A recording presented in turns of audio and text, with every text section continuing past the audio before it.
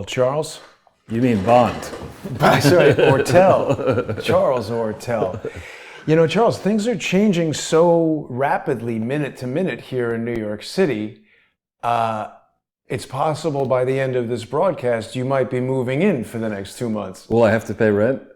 Apparently not. Other YouTubers who, occupy the couch never have to do that. So I hope we don't get quarantined, or what is it that the mayor is talking about? Lockdown. Well, it is.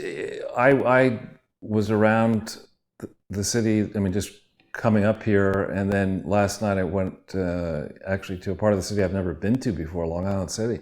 Huh. And just anecdotally, it's just me wandering around, it sure seems as if activity is way, way lower. I noticed actually just now, and I read about it, and I was here on September 11th, 2001, and I remember that the noise level in the city dropped a lot when planes stopped flying over the city. And I've read now that flights have been canceled maybe already, and certainly with effect from Monday. A lot of long-haul international flights that take off and make big noise and circle around the city. Those aren't happening right now, and it's very difficult to predict what might happen next. But one thing we can say is that this panic and the hysteria and the politicization of it is just reprehensible. The people, the Brian Stelter, that idiot at CNN, and others like him, they want to manufacture something in the news stream that will make Trump not do well. And I guess they figured out that if we have a financial panic and a human health crisis panic, and people start having anxiety attacks over all this, that may cascade into a set of circumstances where financial markets would tank and people would begin to lose confidence in the administration. And to go down that path instead of thinking clinically about the history of these types of viruses, the relative preparedness of the United States compared to other countries to handle these type of shock events. The reporting so far that I've seen, and Trump actually characterized it as being fair, I think it's grossly irresponsible, the reporting that I've seen.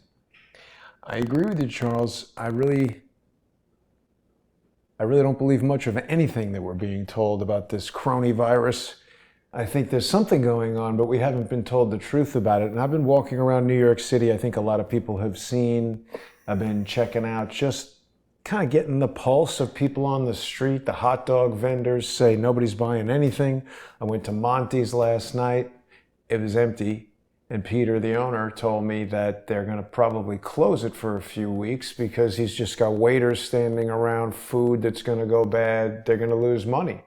Now, that restaurant's in a rare position in that the family has owned the building that it's in for a lot of years.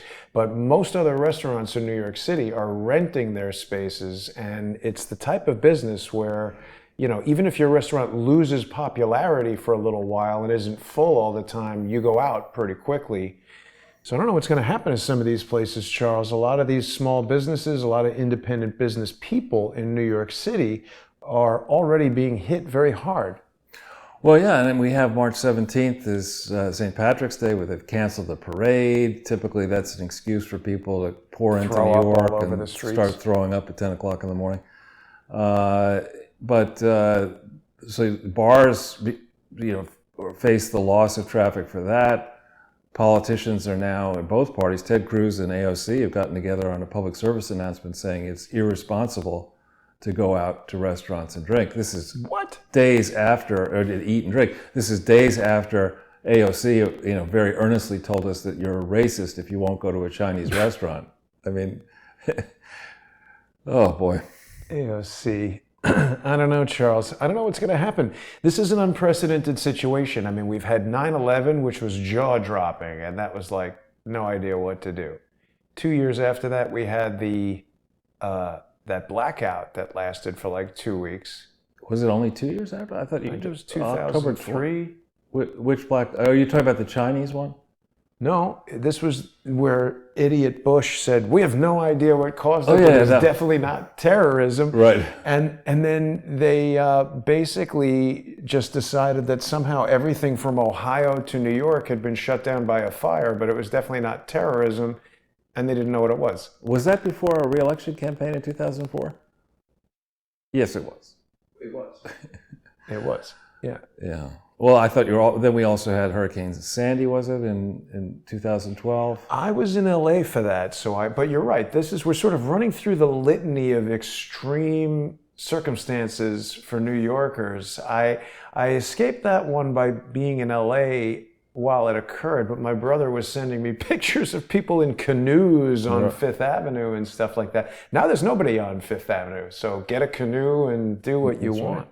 And of course, it was underreported, but there's a mammoth swarm of locusts traipsing across Africa, destroying farmland, destroying all kinds of living in Africa. So yeah, there are all kinds of problems. The important thing When is... will the firstborn be smitten? I don't know. The important thing is, as we try to consider approaches, attacks that could be taken here, is to not just because I like numbers, is to go and focus on what is the historical pattern seen in these types of afflictions? Is it when we hear that there are 58 cases or even 158 cases eventually soon in New York, how many people die of flu and flu season in New York? And when we talk about New York, we're certainly not talking about narrowly Manhattan only. Are we talking about the metropolitan SMSA around New York? And if so, we're into the 20, 30 million people area. So, when you have something like this happen, you should expect there are going to be a lot of problems. Yeah. And then I'm, again, no medical expert, but oftentimes as you age, it's not one thing that ends your life. It's a series of things that are interconnected, and maybe this factor pushes you over the edge, but it's not simply this factor. So to really think I know in the case of my own mother, there was a debate as to what actually caused her passing. It was a series of things, and one set of doctors basically said, we're not sure. It could have been this. That's the honest set. Yeah, it could have been this, and it could have been that, and it might have been all three of them. But people get frustrated by that. I don't think they realize the subtlety of doctoring. They figure, oh, well, you're in the hospital. How could the person die? That must be your fault. It's like, hey, it's not like replacing the spark plug in a Ford. We sometimes try stuff and it doesn't work. Yeah, well, I don't know if you remember the Fawlty Towers episode where Basil's wife is in the hospital and the doctor who shows up scares the living crap out of the wife, and Basil Fawlty is very happy about it. I mean, with any profession, you have to remember that there's a bottom half of every class. And so there are a lot of doctors who, even doctors in the case of my ex-wife, I mean, she had phenomenal care. And the first set of people, I won't harsh on this particular hospital group, but this very famous one, I mean, they were clueless.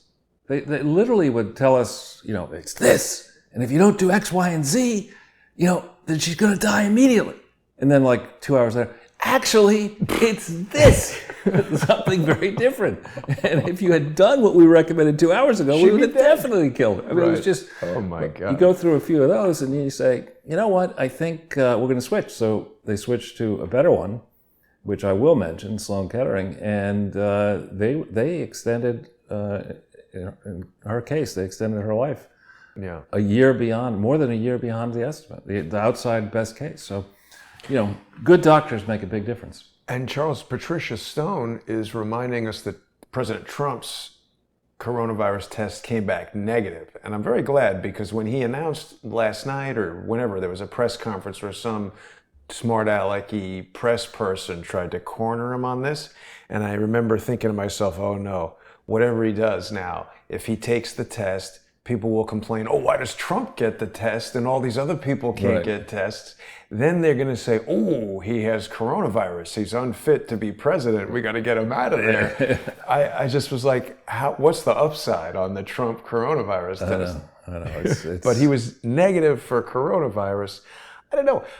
Trump could eat like a bucket of Kentucky Fried coronavirus and just be like, Yeah. Make a Tastes face. pretty good. Yeah. Yeah.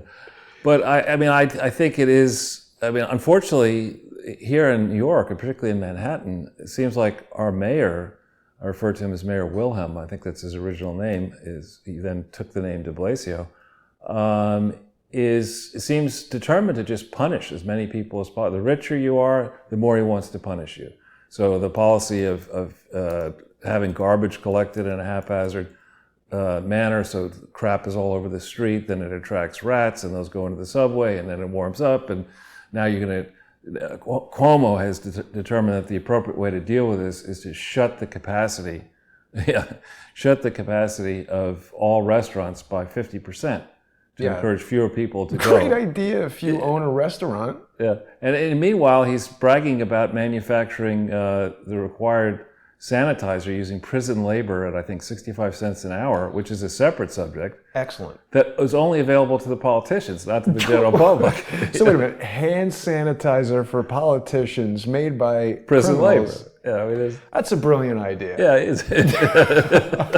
What could go wrong with that? Let's have a bunch of criminals create some sanitary product. Right. And only pay him 65 cents an hour.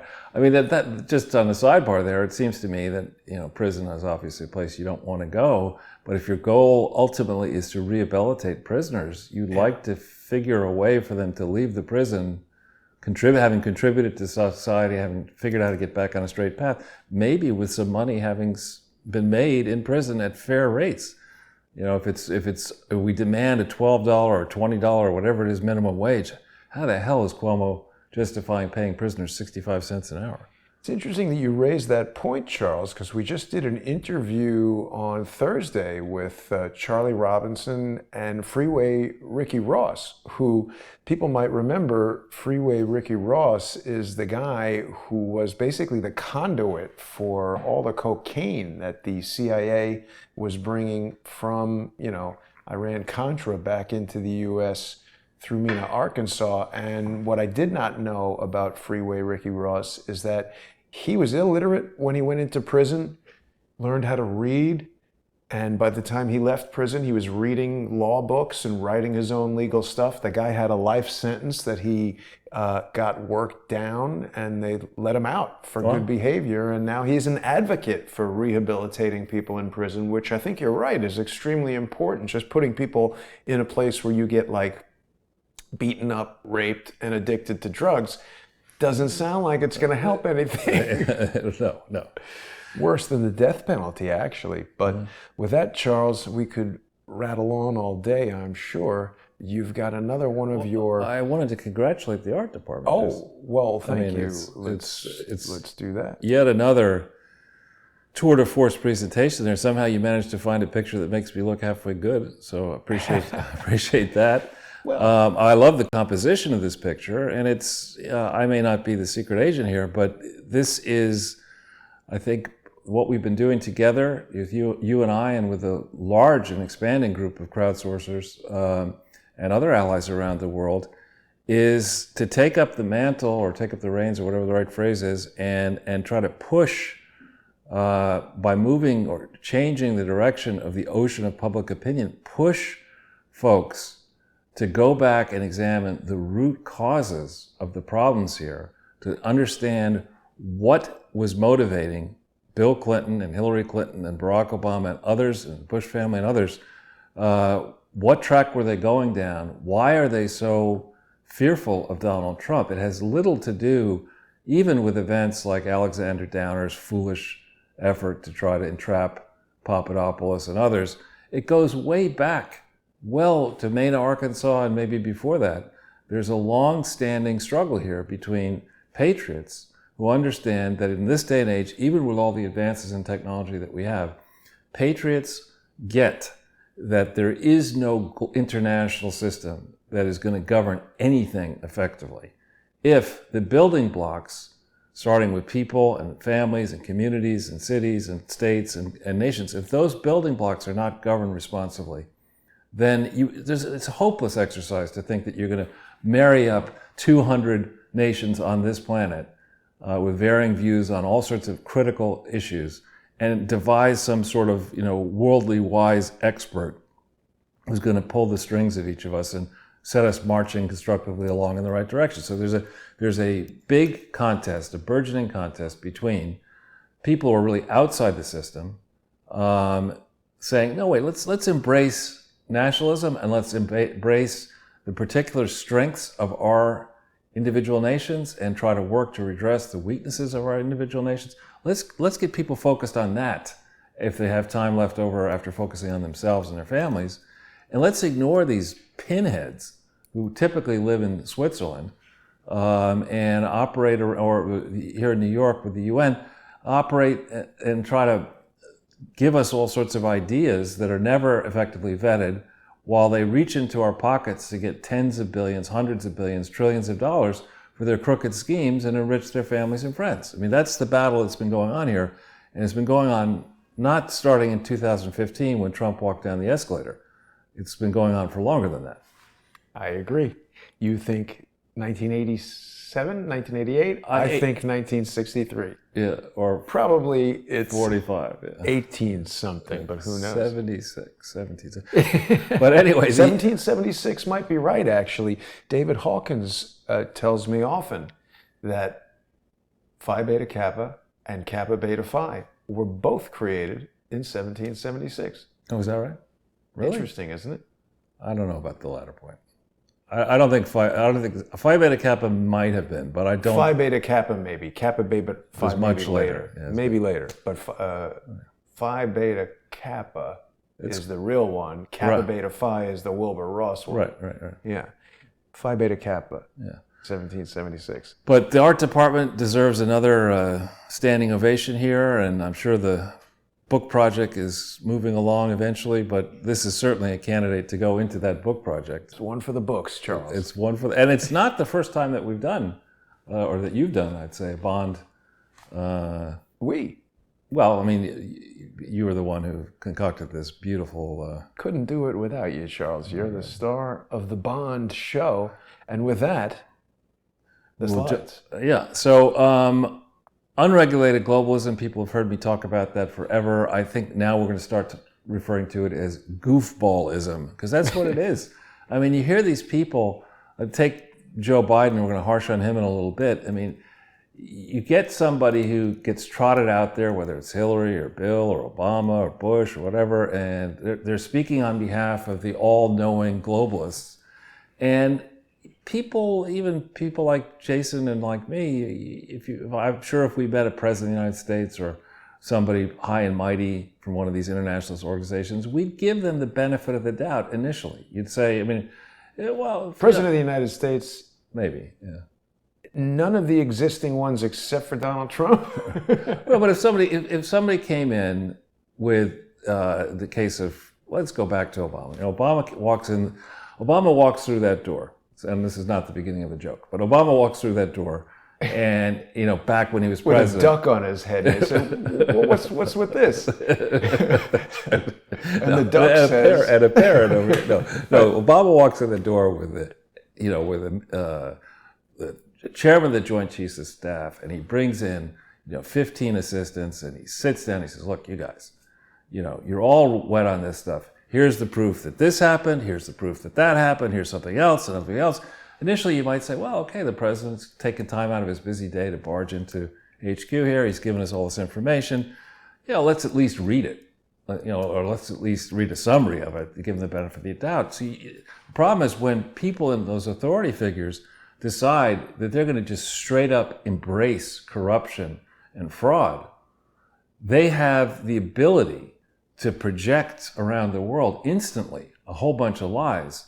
Mm-hmm. And now your task is not simply debating the liars. It's also going to people to get them interested in saying, you've been told a pack of lies for 31 years. And initially people will say, Charles, come on, you got something better. Yeah, they don't believe it. You got something better to do, would you? I mean, but if you're right, then the entire world is a fraud. And yeah. And then they get angry. Right, exactly. Because they're like, you must be crazy. Exactly. There's no way. Exactly. And then you get proven correct. And then when does that happen? Because I'm still waiting for that part. Well, I've certainly been proven correct on that. You have. Yeah. Right. I'm still waiting. Yeah. But so on this one, we are now in this moment. We talked a little bit about coronavirus and its impact.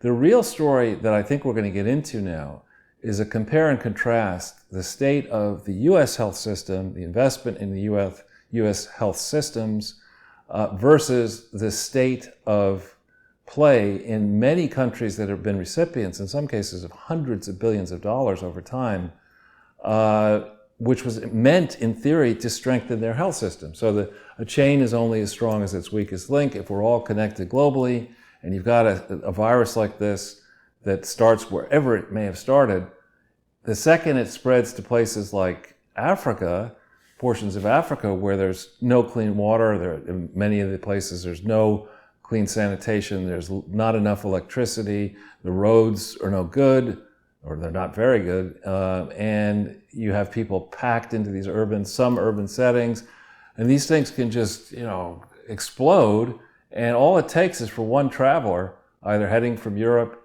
down there or from down there, back into Europe and the United States, and you have an uncontrollable mess. And so the real question that we should be asking here is not, is this a referendum on Donald Trump in America?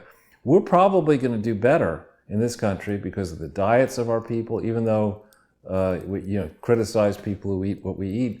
But most Americans are either fit or overweight. You're not dealing with a population that is malnourished, right, and therefore even more susceptible to these type of illnesses.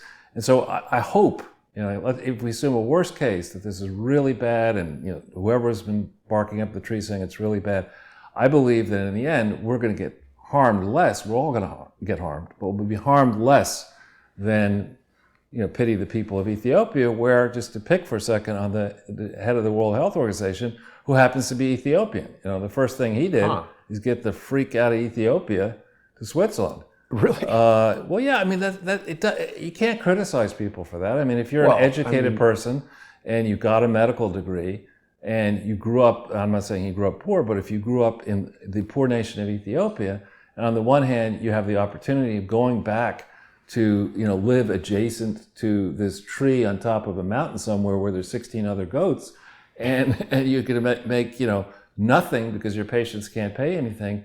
Alternatively, you can go live in Chicago with right, a whole bunch of other Ethiopian doctors or whatever. There are apparently more in Chicago than there are in Ethiopia. Definitely in D.C. there's more Ethiopians. Well, it makes sense. I mean, you can't criticize people for wanting to do that. And therein lies the essential problem. We have these pleasure palaces around Geneva where the World Health Organization is, and all these organizations that sound very similar are administered within World Health Organization. Those people are real happy to be in Geneva, which I like. It's a lovely city. But, why the hell, or put it slightly differently, why the freak haven't we done something to help, if we're going to try to help, the health systems in these particularly vulnerable countries? What happened to all that aid? Where's the accounting for all that aid? Which is at the essence of our criticism of the Clinton Foundation. The Clinton Foundation was supposed to be taking care of people in Little Rock, actually taking care of the records. We're not even sure that all the records of the Clinton presidency are in Little Rock, but they're supposed to do that. And instead of doing that, the second Bill could get his tail outside of the White House, he then began the process, evidently, of chasing tail around the world and trying to do it under the guise of, first it was fighting HIV/AIDS, then it was climate change, then it was convening this and convening that. And, so when we go back, we say we're in this amazing mess. We have this virus, cases are skyrocketing. We don't yet know, relative to the size of the population, how serious it is yet. But we should be asking, and we will be asking ourselves, okay, what exactly was Bill Clinton doing? Taking money from governments without the authority, without any legal authority to do this, to, quote, strengthen the health systems of all these countries that are about as strong as a wreck. Simple. It's called getting paid. That's right. That's what he was doing. That's right. Charles, it's interesting because I think a lot of people saw this morning my walk around. I went up to Times Square and I went over to Grand Central Station to just observe the reduction in the crowds. And also, you sent me that article yesterday from NBC News about Apple closing all their stores outside of China. It was so oddly worded, like, why didn't it say Apple is closing all its stores worldwide? Because outside of China, and then the first thing it was talking about was mainland China, and I was very confused. So I went over there, it was closed. the Apple stores are all closed. That's pretty amazing. What are you going to do? Well, I mean, I didn't need to buy anything. I just went there. But the thing is, when I was coming back, I turned off the camera and then I saw two guys parked in an ambulance. And I went over to the thing and they rolled down the window and I asked them, have you guys had any coronavirus patients? And they said no. Mm-hmm. So, I mean, where are all these coronavirus patients, Charles? I don't know anyone who knows anyone who has coronavirus. We're just hearing vague stories. Somebody from Italy sent this person an email. Sean Atwood was reporting this morning that one of his viewers from Italy sent an email that that person's mother was a medical worker. And it's like, this is very far removed. Right. I asked an ambulance guy, EMT in New York City, parked on 34th Street in Manhattan. That's like, boom. Yeah, the center. Where are they? Where are all these coronavirus victims? Yeah. I sadly, I'm sure more will present themselves. Some of the reassuring stuff is found, first of all, in the data that we're seeing so far shows that an overwhelming majority of people recover. Yeah. And it's apparently the symptoms are worse than a typical flu, but I don't know about you, Jason, but I get flu every year. I haven't gotten the flu since I was a kid. It's all these sausage McMuffins you're eating, Charles. It's got influenza in there. If I didn't eat those, I would get more instances of the flu. Well, now, but what's the story? Oh, the other thing that I did not document before I turned on the camera, I was walking by 21st Century 3D's old office on 35th and 8th, and there's a gigantic, I think it used to be Staples, but now it's Taco Bell right across the street. And it looked new. It had a sign that said, like, you can't come in. It's only takeout food from Taco Bell. And then you told me that Starbucks is doing that on Monday? Well, apparently across New York anyway, that you will not be able to sit in Starbucks. You just can go in and leave. I mean, it used to be anybody at all could piss in there. Now you can't even stay. Get out.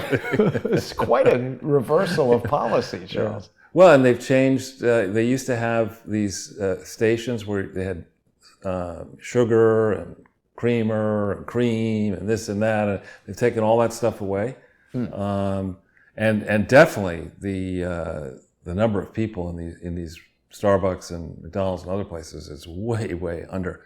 Yeah. So back then, though, on what we're going to talk about today, this golden lie, goofballism that's been sold to everybody and blessed by all these conflicted academics at the educational institutions that are charities, at the think tanks, at the people are spewing out praise and have been spewing out praise of unregulated globalism because it's great for them. It's great for the Harvards and Yales and Columbias and NYU. You get many more students, you get many more application fees, you have the same number of places, so you have much more demand for whatever you're selling by way of your degree programs. You've got a lot more people interested in bribing the admissions committee by making bigger donations to the endowments that get fatter and fatter and fatter. And you also have the opportunity for your professors and students to travel around the world instead of being locked down in a place like, Kenyon College in middle Ohio. You can go all over the place. You have campuses all over, the sister campuses all over the world. Yeah. NYU had one in Singapore, right. But then somehow they don't have it anymore. I went to that place and I was amazed at how, I forget what happened, but I remember being shocked by the story that they just basically abandoned it. I think it has something to do with Singapore's authoritarian rule. They're like, that's a nice college, we'll take that. No, Abu Dhabi has done the same thing, and why would Yale you build something there? Yale and Harvard and other places have programs all over the place, and also encourage people to come into their respective campuses and Campi, exactly, and there hasn't been. It used to be, in theory, that the reason you gave an educational institution tax exemption is you were encouraging critical thinking that you might not get in the profit-seeking world outside these educational campuses, and that's why now that critical thinking. There's no such thing on these campuses. They're all, and I get reports from friends that... Communist thinking, did you say? Yeah, it's all indoctrination. I mean, it's, you get there the first day, the good news is, if your parents said you're going to have to shave, no, you're not going to shave. You're not going to bathe. wear these stupid woolen hats that they wear and these crazy clothes, and all you're going to do is have shit fits and conniptions about Trump. That's what you're going to do. You're going to complain about everything. I think they order in food and weed and stuff like that. There's other things that happen at college. But it's not as it used to be. It's not that there's only one view. I mean, actually, when I went to college, there was people talked about neo-colonialism and tried to argue that what was going on in the 70s and early 80s was just about reversing the change of letting these nations become independent and creating a whole bunch of dependent neo-colonies. And yes, you had to listen to these crazy people talk about the Marxist perspective on this and the Marxist perspective on that. But in the main, American universities at that time, from my memory, were pro-American. Yeah, and we were fighting a Cold War on multiple fronts with the Soviet Union, with China, et cetera. We weren't embracing top-down authoritarian rule where some pinhead is going to tell you how to live your life, which is what they want now. What about the murderers? I mean, Lee Stranahan, we did an episode of High Dive with Lee Stranahan on Wednesday that people can see on Patreon and Subscribestar. And Lee was talking about, I forget the guy's name, the ex-Black Panther, who's now like the dean of some college, and Angela Davis is a professor emeritus at UC Santa Cruz. My cousin went to UC Santa Cruz. I asked him, he said she was a professor there when he was there, but he didn't get to meet her or take classes with her. And I was like, she's an accomplice to murder, right? Right. And he didn't respond to that. Yeah, but you go I remember from my days long ago at Yale and at Harvard that you go there as a student and you're in this cocoon. You have this pretension that everything is great. The tenured professors don't have to work, and they do what they want, and it's a privilege to get 30 seconds to talk to these people. And this is an artificial world they've lived in, and it's crafted for the rest of us an experiment that is going badly, badly wrong. And Trump is trying to do something about it. I think Boris Johnson may be trying to do something about it in the UK. About colleges? About getting rid of unregulated globalism, because it doesn't work. It's an expensive project that doesn't make any freaking sense. And instead, returning focus to what the nations that you are responsible for and the communities that you're responsible for. We don't need, every time there's a crisis here in New York City, hats are off to the first responders, but if I see another group of, 35 people standing at a lecture and with some sign language guy going like this and a woman on the side. Garrett Morris. Yeah, exactly. The top story tonight. And I have great sympathy for people who are deaf, but they get up there and they all congratulate each other. It's like, I want to say that it's such a pleasure to work so closely with this person who's working with that person. The city is burning down behind you. You can stop the press conference now. Anyway.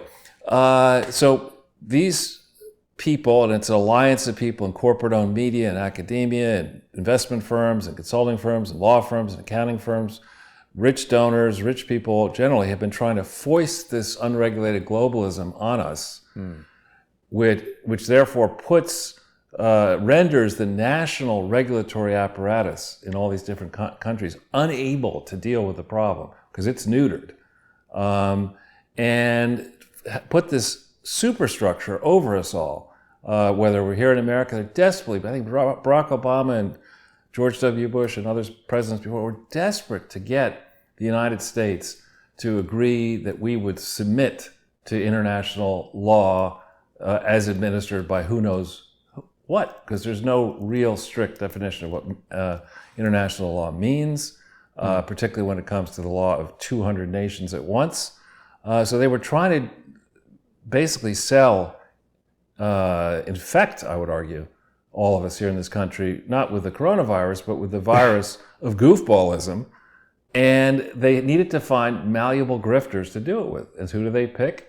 They picked Bill Clinton, Hillary Clinton, then W. Bush, Barack Obama. And they knew during the campaign trail, they were desperate to have, I think, Yeb be the person to lose to Hillary Clinton. They were sure in my mind that they had rigged this thing in 2015 and 16, and they felt certain. Do you remember how pissed Yeb got when he was, "You will never be president"? Yeah, and Trump was like, "Yeah, about that." So, and on that subject, we have not done a special show yet, as far as I remember, on the Katrina experience. People are trying to say that this is Trump's Katrina. They don't say that; they say it's Trump's 9/11. On the subject of Katrina, we will have a lot to say about just how poorly the Bush administration and Bill Clinton perpetrated a fraud on the entire world with their Bush-Clinton-Katrina Foundation. We haven't gone into the depth that we will go into it on that one, but throwing that stuff around now, when I see Donald Trump's administration moving swiftly to try to blunt the impact of this latest thing, remember that we now are learning the first instance of patient 1 or patient 0 is supposedly a case that may have come in around November 17th, November 19th last year. What was going on November 17th, November 19th last year? Washington, D.C. and the corporate-owned media and academia and everybody were trying to impeach Donald Trump. That's what was going on. Right, so nobody was paying attention to coronavirus people entering. I mean, I don't know. To me, Charles, who patient 0 was is less important than what was going on with this Chinese woman who was arrested, who was escorted out of the level 4 biolab in Canada. She was escorted out by the RCMP. That was in 2019, months ago. We had a show on Friday, John Collins' Las Vegas investigation. John was pointing out that some YouTubers, alternative news personalities, Zero Hedge, and Stefan Molyneux kicked off of Twitter for just saying, what happened to this lady? What's going on with the investigation? That seems highly relevant to what's going on right now, and they're not telling us anything about that. Well, what about the Chinese lady who tried to break into Mar-a-Lago? What was she really doing? I don't know. No, we don't know yet. But did she have coronavirus Again, with her? we don't. I mean, I think any time, my understanding is that it's very difficult to get in and have a physical meeting with the President of the United States, whether it's Trump, Obama, Bush, or whatever. I mean, there's a whole protocol you've got to go through, with my understanding. I could be wrong, but... Breaking into their golf club, I think, is not part of the protocol. No, that's probably not probably the swiftest. Outside that's not the standard swiftest practice. approach, yeah. Yeah. Crashing a church ceremony. I don't think you can get anywhere near a president unless they want to let you near him, but Right. I may be wrong. Anyway, so with that, Jason, maybe we should jump into the balance of the slides. We have some special new information to share for the people who are new to the way we do this. This is a collaborative effort that began in June of 2017 between Jason and me, and we try to marry up Jason's profound skills with video and media and technology to give you presentations that are, we hope, interesting, but also benefit from my experience dealing on complex transactions and matters in the investment, financial, geopolitics, and economic sphere. So we have these pull-down slides that folks can look at. Some people tell me they'd like to watch the presentation twice, and they pull the slides down and they make notes on them as we're talking, and then they go back over them and think about it again. That's actually how I learn. I try to do the same sort of thing. And we are encouraging people here to think and to look at the facts that we show you. If you agree that what we're providing is interesting, of course, I would encourage you to support Jason's various efforts financially, because I'll let you talk about that, Jason. But Thank you. But I think that's important. If nobody does stuff for free forever, and Jason spends a tremendous amount of money, frankly, on getting this all up and running and working properly, and then upgrading to get us better and better sound and picture. So a worthwhile cause.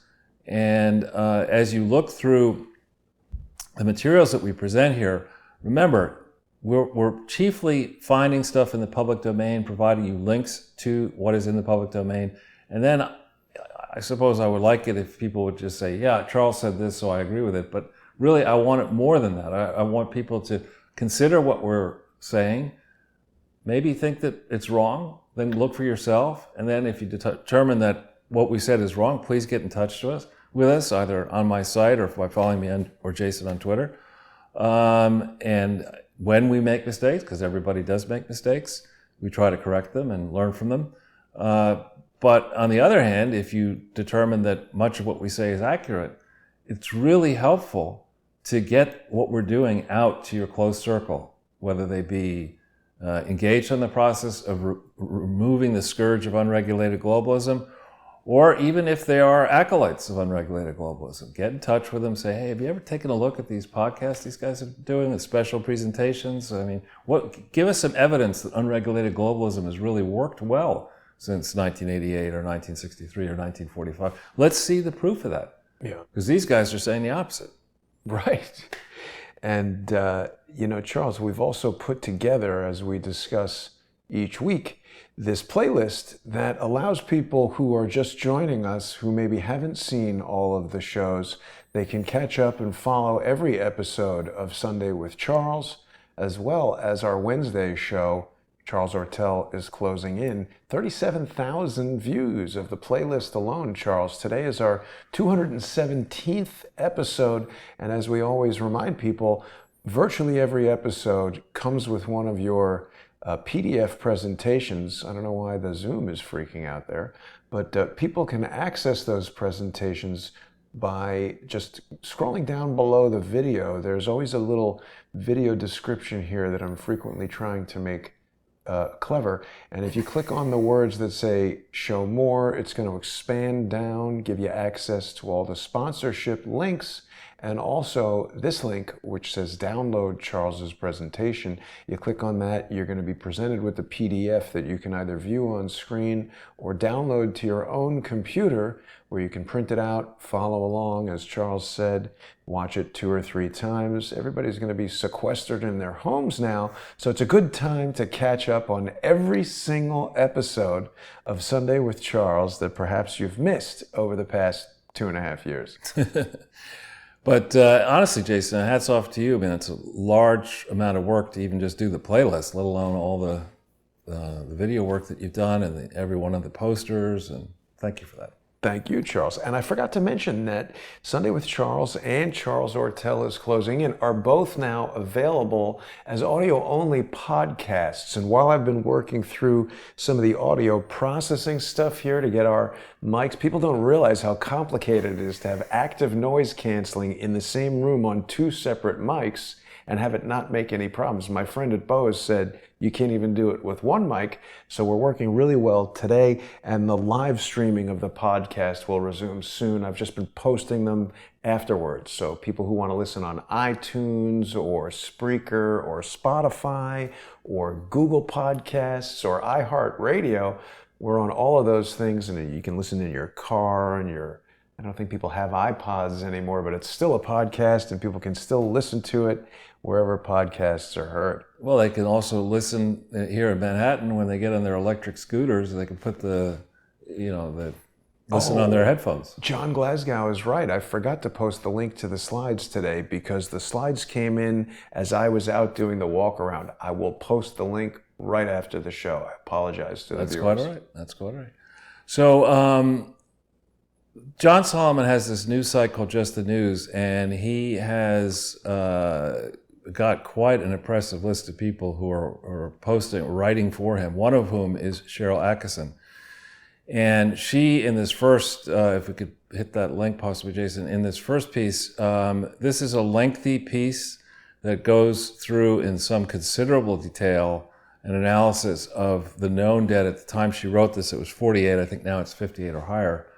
But what Who's giving us that number, Charles? I don't know. Where are these 48 people? Well, she goes through it in this article. That's the point of the piece. And she takes you through the fact that a large number of them are in a specific portion of Washington State at a specific facility.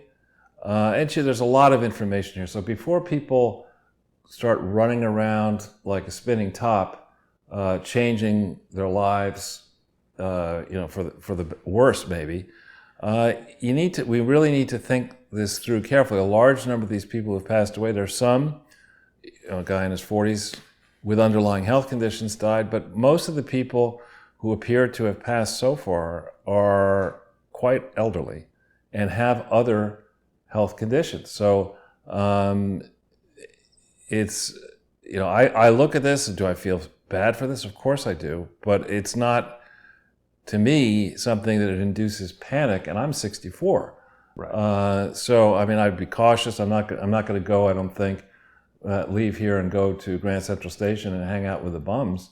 But You'll go to Starbucks and hang out with those bums. no, because there at least you could a little bit further away. I mean, I don't want to be, sitting there, particularly down in the downstairs in that food court where Lady Gaga's father is refusing to pay the rent. What's that? Lady Gaga's father has one of those concessions down in the food court. Wow. And the conditions are so bad, were so bad before all of this, with, I don't even want to describe what it is, but just gross behavior down there, that he's notified his landlord he's not paying the rent. Wow. I'm surprised that Lady Gaga's father has to work at all. Isn't she like a billionaire from all the meat dress and all the crazy? Where do you think the meat dress comes? From the restaurant. Right. There Can't sell it, let her wear it. It's leftovers. So here's another story from Fox News. Something has That's gone weird. wrong. What was it supposed to be? The title of the story was "Coronavirus Survivor Don't Panic," and They don't want anybody to not panic, so they have to take that that's away. really interesting. This link was good, an hour ago. Hang on. Let's see. But it comes at a time where I guess Trish Regan, we don't have a link to that, but Trish Regan, who's a Fox Business host, was bumped off the air. That's really interesting. They don't want you to not panic, Charles. Yeah. Interesting is right. Yeah. But just that it would move this quickly, and also illustrating the power of Google, right? To decide that a story that doesn't need to be seen gets taken off the air. And that's it. We've got someone telling us that they're a registered nurse, and when working LTC, I don't know what that is. Long-term care. We have fall, winter deaths all the time. 2 years ago, we had 14 die in a facility of 84. Yeah, it's quite common. I mean, and you have to remember there's a curve. As you age, there's a higher and higher vulnerability to certain types of diseases. So, again, it's not out of a lack of compassion. I think I'd like to think the people I associate with are compassionate people, but you can whip yourself into a frenzy and do stupid things that actually cause your own downfall, as opposed to thinking critically and looking at the evidence that's out there. There are a lot of people in New York City. There are a lot of sick people in New York City. There are a lot of people who have diseases perhaps worse than coronavirus, and they're walking around on the street. They're going to McDonald's for breakfast. No, they typically go to Whole Foods in the kombucha section. Exactly. It's the antidote. I see him over there in the back. But notwithstanding all this, here we have Mayor Wilhelm. That's De Blasio, in the Zero Hedge piece. He is contemplating a lockdown of this city. Not cool. And a lockdown. Never has that occurred. It will not work. Wait a minute. Is this the wrong one? That's it. Oh. Yeah, it's New York State Mayor. Every option on the table. That's a George Bushism that I really don't like. But it's not as if we were sitting there and saying who's the smartest, most practical, and experienced person in America? Let's put him in as mayor. No, somebody said, let's get us a tall idiot. A tall glass of stupid. Right. Let's find Mr. Peanut and make him mayor. I mean, the guy, he cannot get the snow plowed, which is a tough thing to do. He can't make the trains run on time. He hasn't fixed the subway. I mean, there's so many things this guy gets wrong. The last person I'm going to listen to on this crisis is De Blasio. I mean, let's think about it. Against a thundering herd of Olympian competitors in the Democratic primary, De Blasio didn't even. I think De Blasio dropped out certainly before Buttigieg. And tell me why we should listen to the mayor of New York City. There's no shortage of dumb pictures of him, which is fun for me. Really? I mean, Who is this guy on the left? I don't know. Yeah. I don't know, maybe one of our viewers will know. Yeah, they're like, hey, let's close down the city. That's fun, right? Right. And from a practical standpoint, when the schools are open, there are sadly, even in this rich city, there are a lot of people who are living at knife's edge and there was this report, and I don't have a link to, of some woman with 6 children. You can ask, does that make sense? But 6 children, she can't feed her children, so she sends them for breakfast and lunch in school. Oh. And now she doesn't know what she's going to do. The schools where she is are closed. So it's not crystal clear to me that the approach of shutting everything down and trying to enforce a lockdown in a city where disagreeing and trying to flout authority is the national or the local sport here is going to end well in a city also, and at a time as the weather is getting warmer and wetter as we go into spring. So Yeah. I'm not sure that makes that much sense. And just for everybody's convenience, Charles, I've just pasted the link to today's slide presentation into the comments, so people should be able to pick it up there. Good. Now, this Breitbart link, it'll probably have all kinds of pop-ups, which is why I don't like to put them in. But I think I've got the You got ad the blocker? under control. But this, to me, if we're gonna panic about multiple people dying sooner than they should die, we should really put thinking caps on, not only about Africa and parts of Asia, which don't have the infrastructure they need and have vast populations. We should be thinking about, and not, as I was a kid, there's problems in Ethiopia, so give money to Ethiopia because there's a starving child in Ethiopia. No. If we want to be good Samaritans in this country and other countries, we want to try to help in these foreign places. How should we be judging ourselves, given the amount of money that has been sent already to Africa and to these places in Asia, with nobody actually caring, it seems, what happened to that money? And now, people in New York, we're going to go through a tough period, but if this actually does find its way back into Ethiopia, back into some of the countries we've talked about before that don't have the health infrastructure, it's going to be carnage there. I thought they'd been saying that it wasn't going to Africa, and people were puzzled by that. And then I interviewed a delivery guy for Amazon yesterday, who said that he thought that perhaps black people were not susceptible to coronavirus. I don't think he had medical training. Yeah, he did you mention like he was a bicycle medical delivery guy? But seemed like an okay theory. There's a guy who's an Aboriginal Japanese type who lives on the street between, I think, 28th Street and 29th Street or something like that, thereabouts. He hangs out on a cardboard box. You should ask him his medical. Yeah, he might know more about it than that. He might. I don't know. You could put him on TV and get him to speak to CNN. Yeah, I think it's probably what he does during the day. But when he's not delivering for Whole Foods.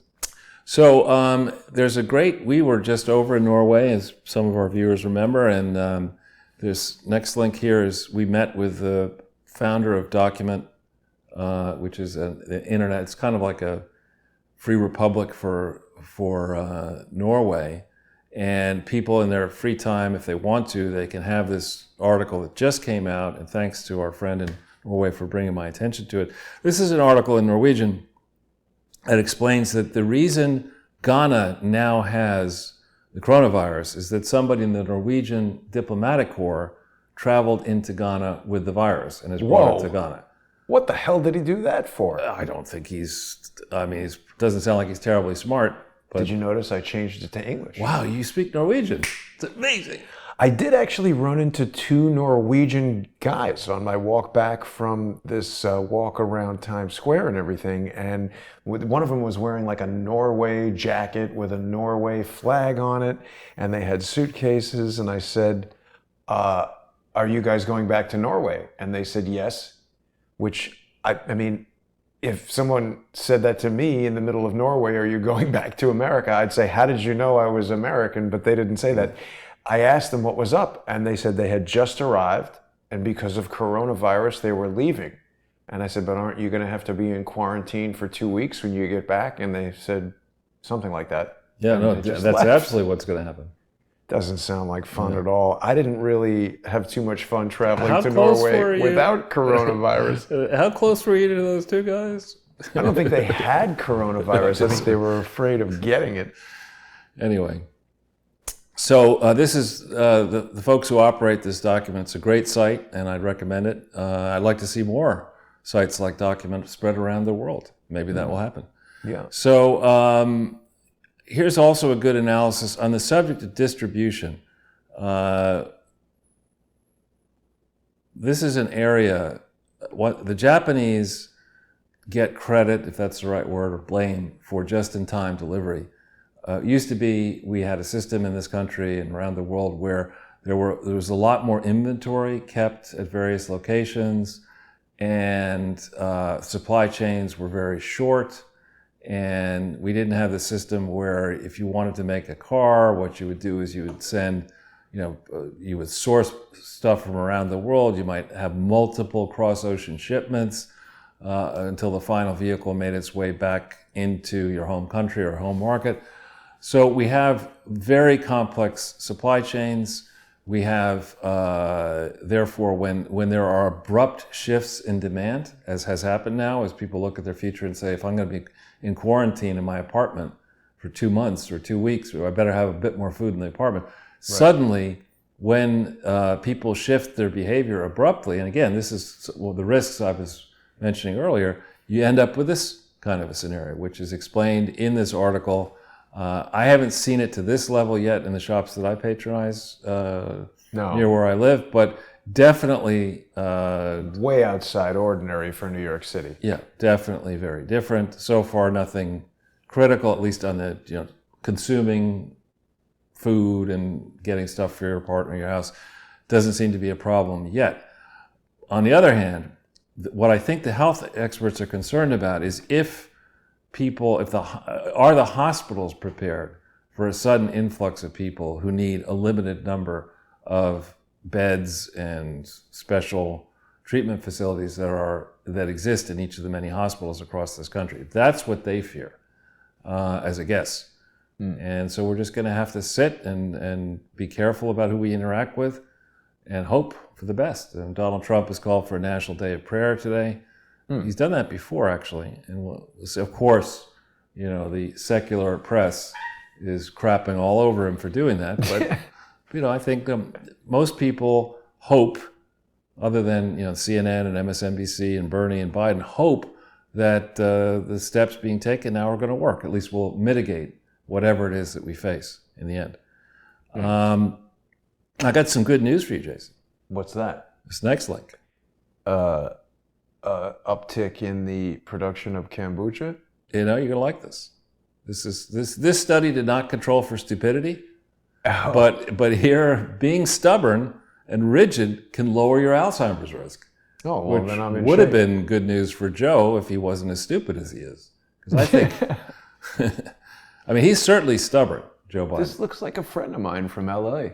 Wow. Was she stubborn? Well, she's an actress, so it might be her, but I don't know. It says Africa Studio, stock Adobe. Yeah, I mean, so who knows? That could be her. She was not stubborn. She was quite flexible and very nice. All right, and good. a comedian. There you go. Very funny.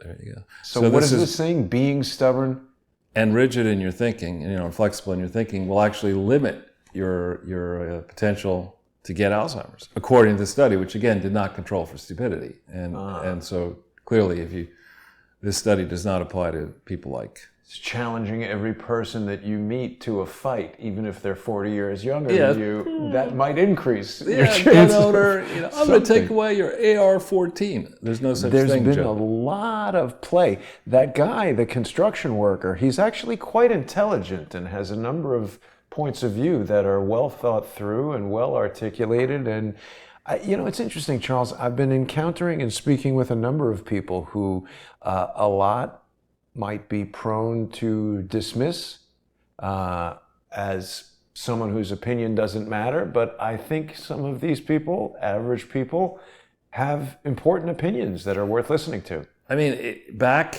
when you went to college and I went to college, it was unquestioned reason that you should go and get at least a bachelor's degree, if not a graduate degree. It wasn't even a debate about it. Right.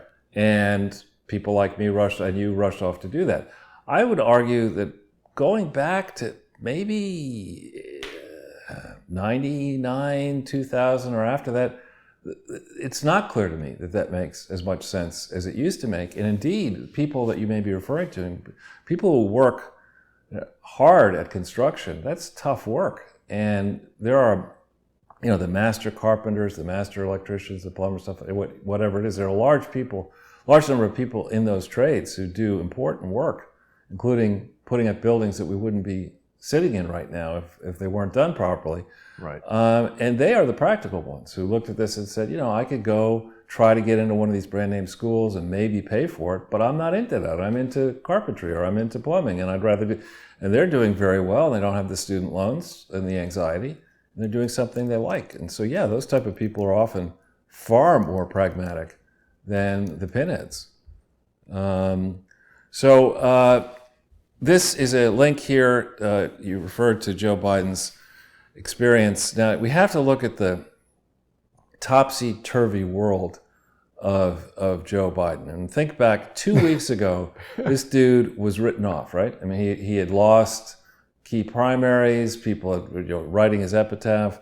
And then the establishment Democrats got together and said, wait a minute, we can't let a communist socialist be the standard bearer for the Democratic Party. We're going to get crushed. And so the project of dumping Bernie went into high gear, and listen, Fat, or Biden, or what you want to call him. I mean, the gaffes, it's not simply gaffes.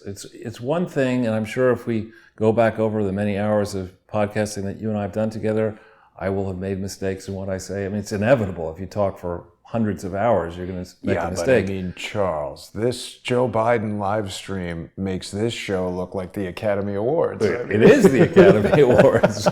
But I mean, you just look, he has this mannerism of walking Somebody's around. Grandfather. This is like, Grandpa, come back in the house. Right. What are you doing? Put some pants on. You're in your underwear. Yeah. But I mean, this thing was so cringeworthy. Remember, the background on this is that Trump's first press conference, I would argue, or his Oval Office address, was not as strong as I think it should have been. So Biden immediately said, "You know what? I'm going to up the ante here. He's got the Oval. Beer. Yeah, exactly. I'm going to up the ante. I'm going to do a high tech, whatever." And I'm not exactly sure when this happened, but Biden has shifted his campaign around, and he's replaced his old campaign manager with a new campaign manager, and the new campaign manager is the dingbat who was running Beto O'Rourke's campaign. Oh, I mean, so that's always brilliant, turn Joe. to the manager of a loser. Yeah, Joe, brilliant.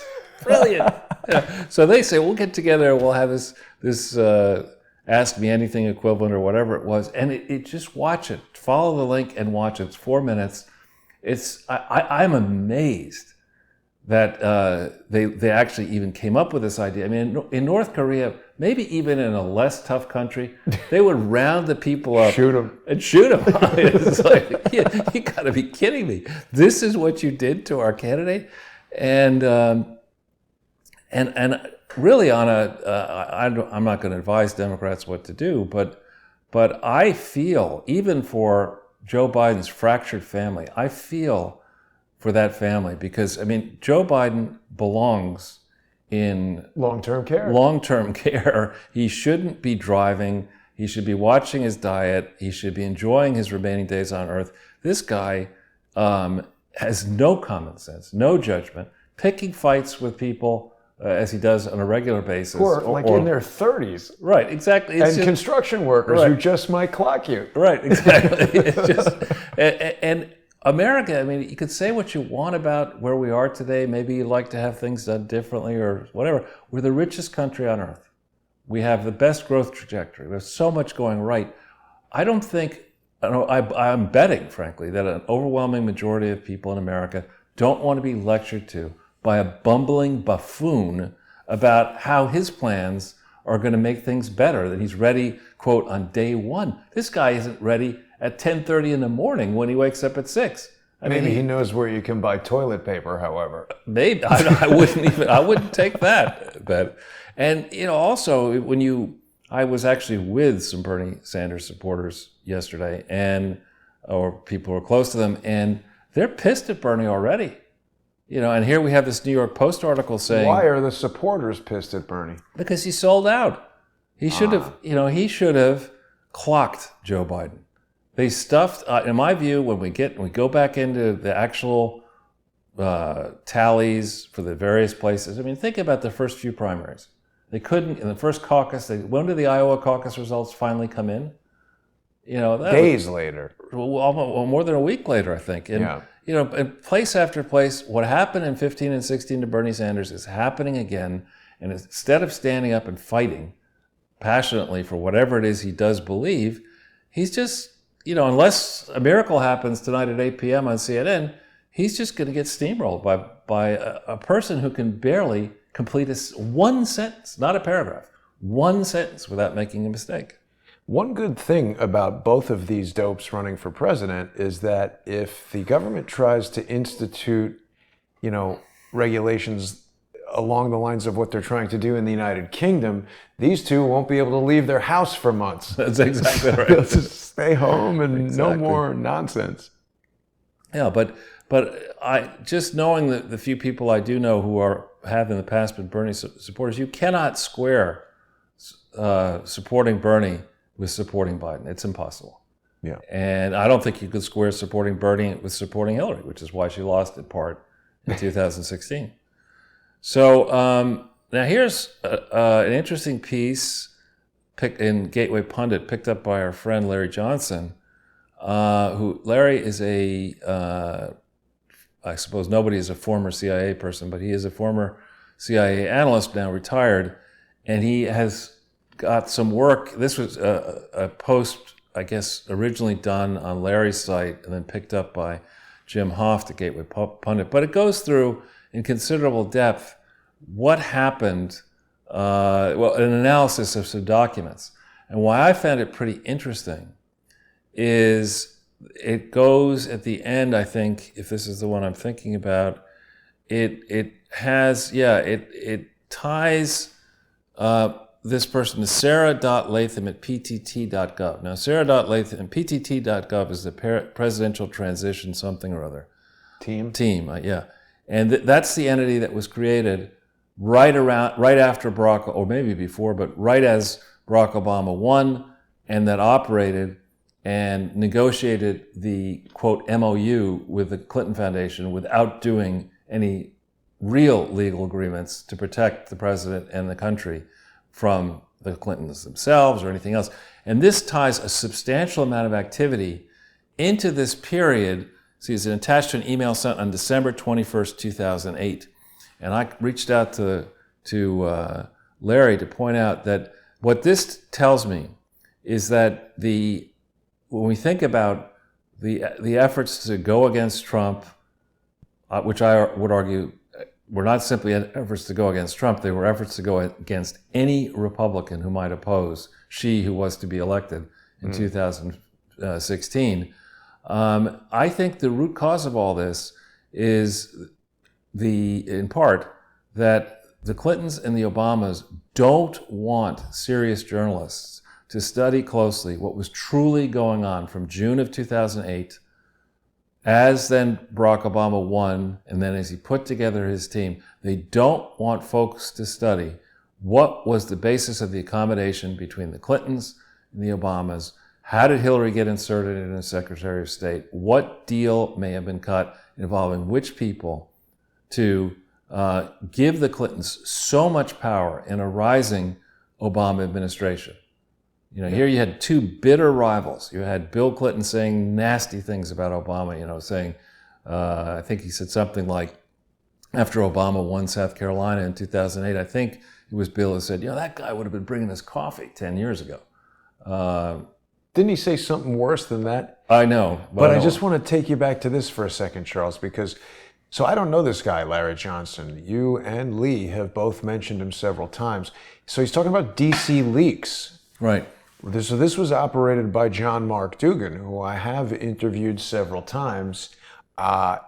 Now, it's interesting the way that it's worded, because they're saying we assess with high confidence that the GRU, which is a Russian intelligence agency, right? This is like the replacement for the...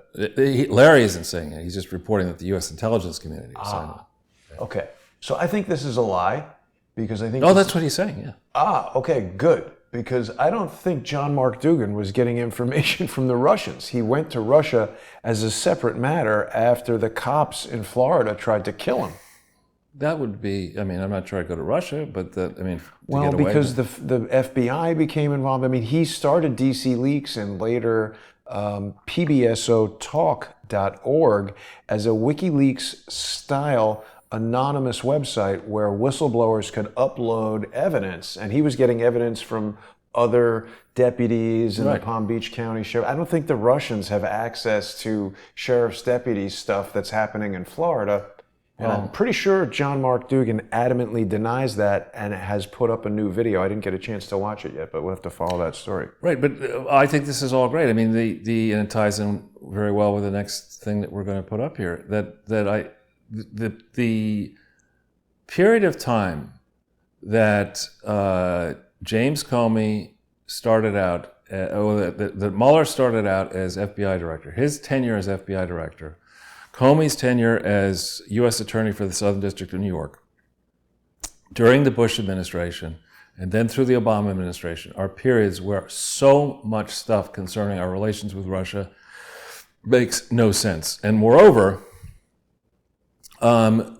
during which Epstein managed to insinuate himself into the Clinton Foundation, taking credit for creating the Clinton Global Initiative, flying Clinton around on his various jets to Africa in 2002 and afterwards, and all the while pretending that he was a billionaire, having access to, we now see, 500 million or so of assets.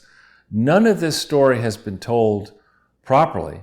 And in my opinion, the strings have not been tied together neatly. And here again, this guy monitored Epstein on Suicide Watch? Is that what it says? Yeah. It says inmate who monitored Jeffrey Epstein on Suicide Watch tells his story. Like, I'm always very suspicious. Where the hell was this guy in August? Yeah. Like, why is he suddenly telling his story now? Well, I don't know, but I think, I mean, to me, we initially, when Epstein's body, we didn't buy that right away. We didn't buy that at all. But on this whole subject of Palm Beach, you mentioned the guy was doing this stuff in Palm Beach. Epstein was holding himself out there in Palm Beach. And a piece that we don't have a link to, but that I promised to explain, is that in the last 48 hours or so, it's been announced that Bill Gates is come off the Microsoft and Berkshire Hathaway boards and is reorganizing his affairs to focus on climate change and I think coronavirus and stuff like that. Now, Bill Gates is supposed to be a smart guy. Now, whether he is or not is another question. I don't agree with that. Well, he's always sold to the world as here's this boy genius who became a billionaire when he was very young and is one of the richest people in the world. And, you know, because he's so rich, obviously he must be smart, is the theory. Right. But we did our best to warn Gates under a theory that maybe what he was trying to do in his Gates Foundation was good. We did our best starting in 2015 to warn him that he had one hell of a set of problems explaining why his smart team at the Gates Foundation has given over $150 million to various bits and pieces of the Clinton Foundation that don't legally exist. So we tried to warn him, got no traction, no response. Now he's going to focus, he says, in these different ways. I believe in part why he may have to do this is the conflicts of interest between him personally and Microsoft and Berkshire Hathaway and Warren Buffett and his various foundations are so big when this whole thing starts exploding, as I think it is in the process now of exploding. And the two of these guys, these are the deep pockets. Great picture. It is a great picture. These are the people everyone is going to sue. Well, Warren Buffett is like, what are you laughing at? Yeah, I'm going to die soon. I don't care about this. He's smiling. Yeah, that's the new CEO of Microsoft. This guy? Yeah. An Indian fellow. I got to tell you, I mean, Microsoft Windows to me is just a disaster. had and used basically every version of it. I find it to be really terrible. But you're a Mac daddy. I actually started out in computers on a system called the Commodore Amiga, which was way ahead of its time. And I had a Windows computer for a while. It was just terrible. So as we like to do when we close this first section, this story, I just, I like Zero Hedge, and, let's think a little bit more clearly about this. As bad as coronavirus may be, I have not heard anyone say that it's worse than HIV/AIDS, which is pretty bad. Right. And sex workers seem to be involved in that business in face of an HIV/AIDS problem that has not disappeared. It's ameliorated. Arresting the spread of HIV into AIDS has been definitely, that people have been able to give those infected with HIV a much longer healthful life before they ultimately, if they do ultimately succumb to AIDS. But quotes from Andrea Werhoon, a stripper based in Toronto. So kind of, yeah. It's a big stripper town. I think they love strippers in Canada. Yeah, absolutely. But a lot of sex workers are freaking out right now. Tell me when they don't freak out. Well, gee, they're normally so calm and well-adjusted. I would think that's a rare thing. It's funny, Charles, because when I was walking back from this Times Square video right now, I should have kept the camera running because I did walk past Rick's Cabaret. And I don't know who's in the strip club on a Sunday. In the afternoon on Sunday. But they were like, hey, come on inside and blah, blah. It's the ministers. They finish church services, they go right there. I don't really patronize strip clubs. I'm not against them, but I'm not into going in them. And I asked them, I said, are the strippers nervous or whatever? And they nah, it's fine. But they did admit that it was less than half as busy as it usually is. Well, so let's continue with this quote, which I'm reading now for the first time. I feel like my career as a dancer is in jeopardy. It's less viable to hang out in crowds, which is kind of what I do every Friday and Saturday night in order to make money. There are other ways to make money than selling yourself in a crowd. Yeah. And then she concludes with, it's a big, big blow. Whoop. Yeah, I guess so. That's how they make the extra money, apparently. She said, locals and regulars are keeping sex workers afloat. I'm surprised this isn't on the front page of the New York Times.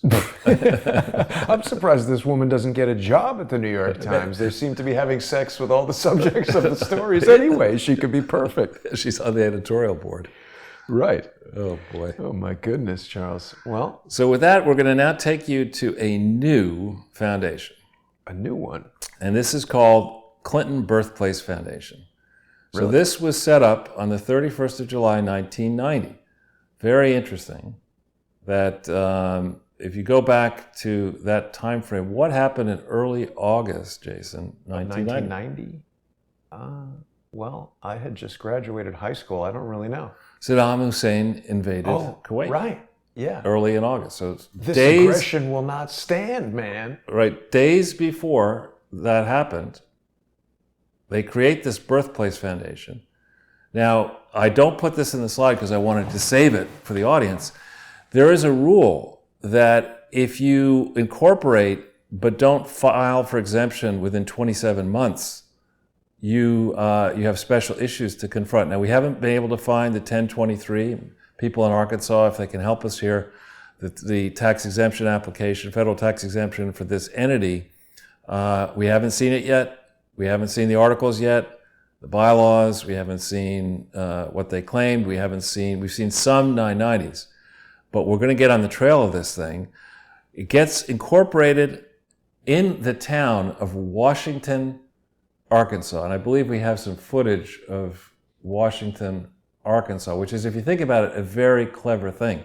If you're trying to claim that you organized your thing, you're raising money in Washington, D.C., and somebody asks you the question. Remember, this is the man who later will quibble over the meaning of the word is, will claim that while he was having his anxieties relieved by Monica Lewinsky, he wasn't engaged in sexual activity with her because he wasn't trying to please her at the same time. The guy who will think like that, is most likely somebody who would say, I know what we're going to do.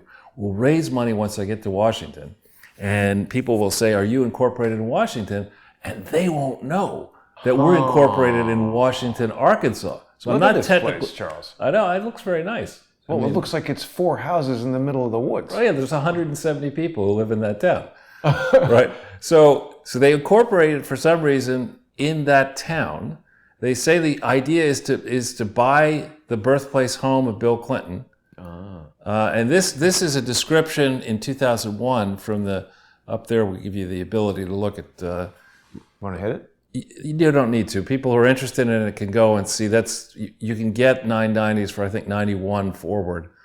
You can't yet. I haven't been able to go back to 94 and beforehand, and that's something I want to do. But basically, the idea was they set this thing up when Bill was still governor of Arkansas to buy his childhood home and then keep it in the condition it was in when Bill was living there as a kid.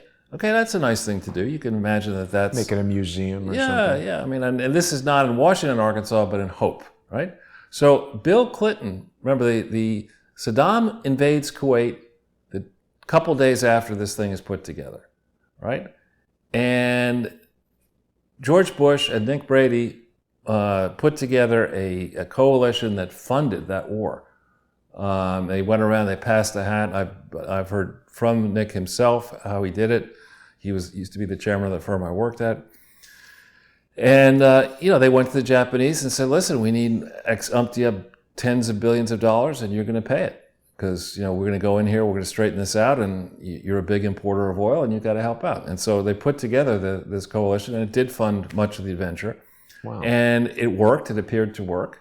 And it was the first time since the Vietnam War that an American project, a military project, seemed to work astoundingly well. So much so that it changed the calculus of people who were concerned about the U.S. versus the Soviet Union, U.S. versus China. We displayed military capabilities that were very interesting and powerful and intimidating, frankly. And once they pulled it off, once they liberated Kuwait, George H.W. Bush's approval rating was 90%. That's absurd. Right. And so just after the victory, Bill decides that he's going to put together a campaign as sort of a hapless guy from Arkansas with all the credentials or whatever, that he's going to take on a sitting president of the United States. Now, to do that, you need money. So a thesis that I have had ever since reading Bill Clinton's book, Giving, a book that he was paid $6.4 million supposedly for writing, a book about his own charity, which he wasn't actually technically in charge of.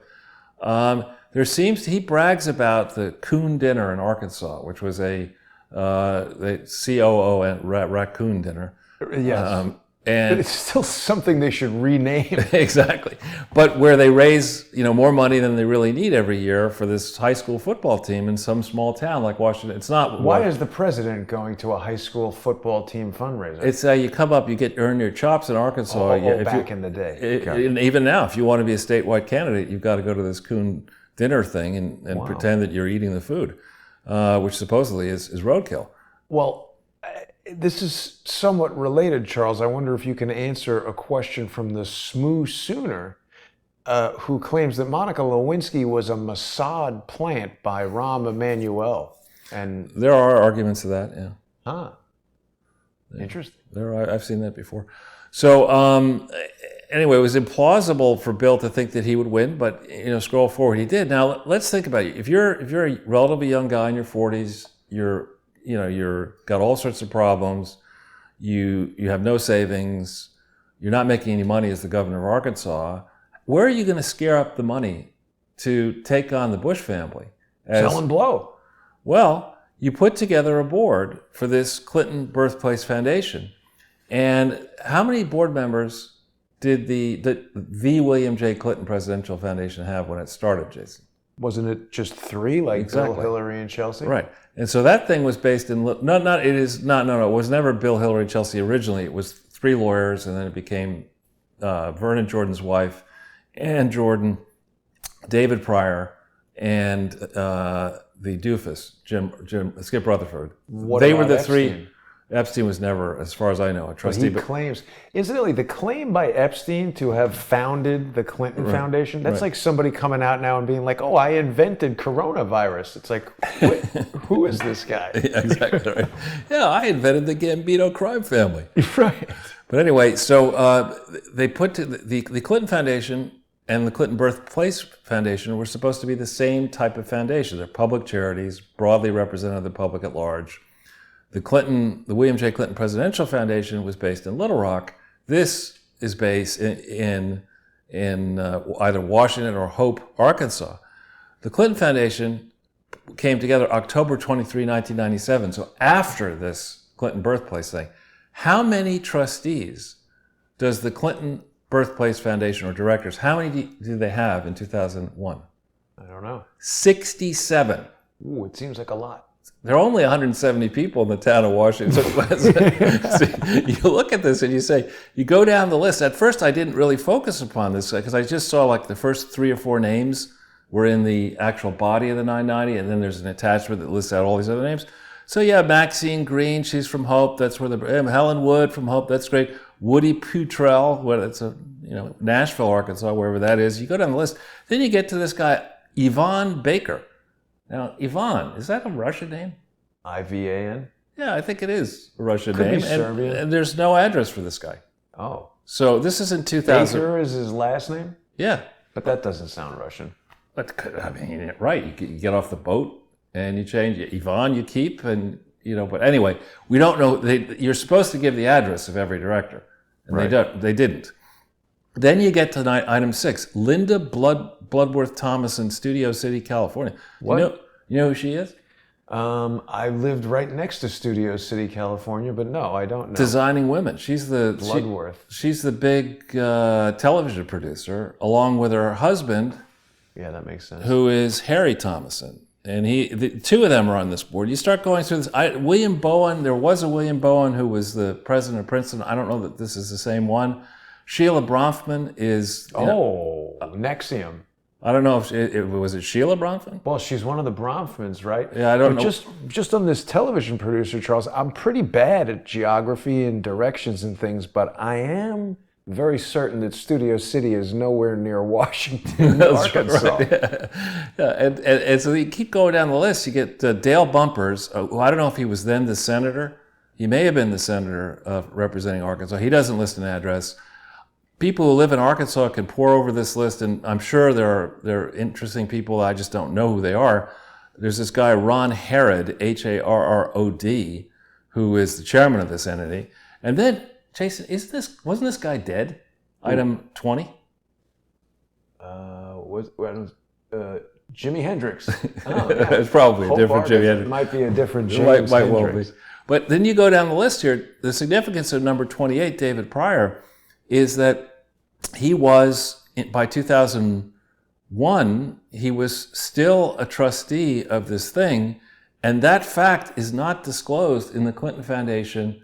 He's only one of 3 to 5, depending on the year, trustees of the Clinton Foundation. You're supposed to disclose all your related party affiliations. So Pryor had a long-standing affiliation with this Clinton birthplace thing that's not disclosed, and if there are any problems with the Clinton birthplace thing, these are not disclosed. Here's Harry Thomason, number 35. Then we have this guy, David Wilhelm. And in a thought experiment, without having done this recently, I don't know if you could put that guy's name into Google. Which one? David Wilhelm, Wilhelm. No relation to our mayor, but this is a Chicago-based Wilhelm.